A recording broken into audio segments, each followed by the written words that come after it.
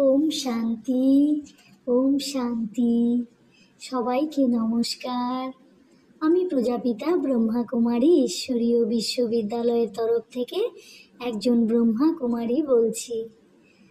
আচ্ছা, এর আগের দিনের ভিডিওটিতে আপনারা সবাই জানতে পেরেছেন ভগবান শিব এখন পৃথিবীতে এসেছেন। যারা ব্রহ্মা কুমার ব্রহ্মা কুমারী তারা প্রত্যেকে দায়িত্ব নিয়েছেন সারা বিশ্বে প্রতিটি মানুষের কাছে এই সত্য খবর পৌঁছে দিতে হবে যে ভগবান এখন পৃথিবীতে এসেছেন। এটা ভগবানের আদেশ।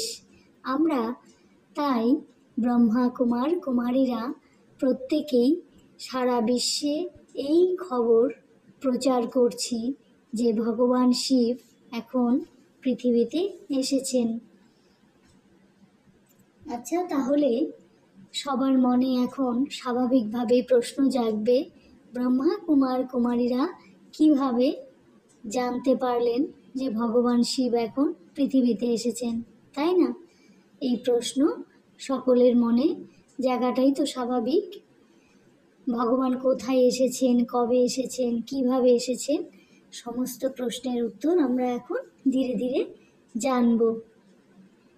পরমাত্মা চ্যানেলে পরপর 1 নম্বর ভিডিও, 2 নম্বর ভিডিও, 3 নম্বর ভিডিও এরকম দেওয়া আছে।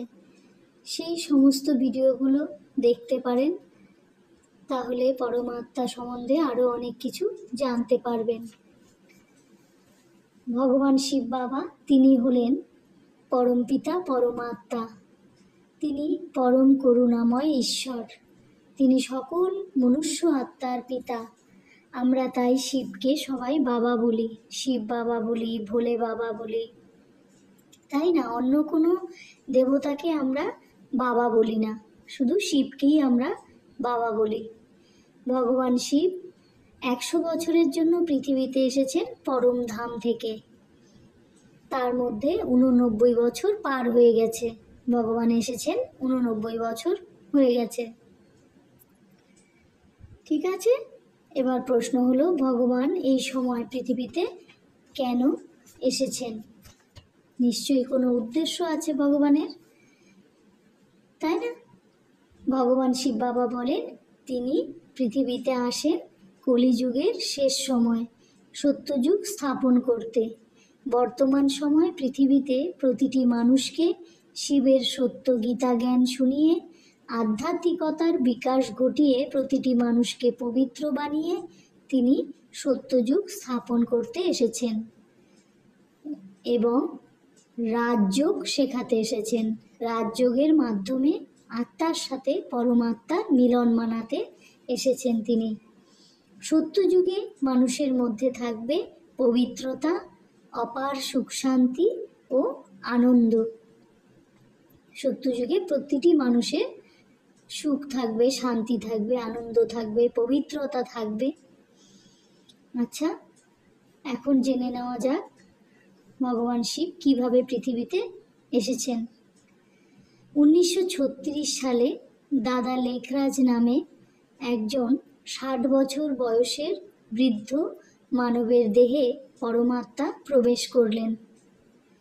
দাদা লেখরাজ 1876 সালে পাকিস্তানের সিন্ধু হায়দ্রাবাদ প্রদেশে জন্মগ্রহণ করেছিলেন। এনার পিতা ছিলেন একজন স্কুল শিক্ষক। ছোটবেলা থেকেই দাদা লেখরাজ শ্রী নারায়ণ দেবের খুব ভক্ত ছিলেন। তিনি নিয়মিত গীতা পাঠ করতেন, গুরুদেবদের কাছে জ্ঞান শুনতেন। এনার স্বভাব চরিত্র ছিল খুব নম্র, ভদ্র। সবাইকে তিনি সম্মান করে কথা বলতেন, বিভিন্নভাবে মানুষকে সাহায্য করতেন। লেখরাজ দাদা পেশায় ছিলেন একজন হীরের ব্যবসায়ী। ভক্তি ও জ্ঞানের সাথে সাথে তিনি ছিলেন একজন দয়ালু মানুষ। সর্বদা তিনি সাত্বিক আহার গ্রহণ করতেন। এই যে এখানে ব্রহ্মা, বিষ্ণু, শঙ্করের চিত্র দেখানো হয়েছে।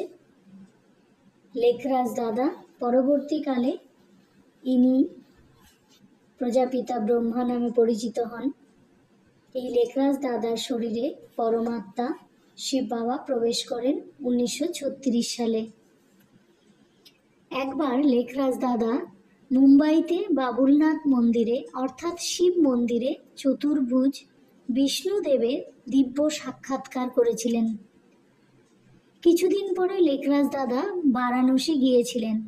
সেখানেও আবার একদিন জ্যোতির্লিঙ্গ শিব পরমাত্মার দিব্য সাক্ষাৎকার হয়েছে। এরপর একদিন তিনি তার বাড়িতে গুরুদেবদের নিয়ে এক ধর্মীয় সভার আয়োজন করেছিলেন। বাড়িতে লেখরাজ দাদার বাড়িতে ধর্মীয় সভার আয়োজন করেছিলেন। সেখানে তিনি অলৌকিক ঈশ্বরীয় শক্তির অনুভব করলেন। তিনি অনুভব করলেন স্বয়ং ঈশ্বর পরমাত্মা শিব তার দেহে প্রবেশ করে বলছেন, নিজানন্দ স্বরূপম শিবহম শিবহম, জ্ঞানানন্দ স্বরূপম শিবহম শিবহম, প্রকাশনন্দ স্বরূপম শিবহম শিবহম, অর্থাৎ আমি শিব, আমি শিব, আমি শিব। এইভাবে ভগবান শিব দাদার লেখরাজের শরীরে পৃথিবীতে আসেন। ঠিক আছে, তাহলে আমরা জানতে পারলাম পরমাত্মা শিব কিভাবে পৃথিবীতে এসেছেন। এর পরের দিন আমরা আলোচনা করব ব্রহ্মা কুমারীরা কিভাবে জানতে পারলেন ভগবান পৃথিবীতে এসেছেন। আজ এখানেই রাখছি। সবাই ভালো থাকুন। সবাইকে অনেক অনেক ধন্যবাদ। ওম শান্তি, ওম শান্তি।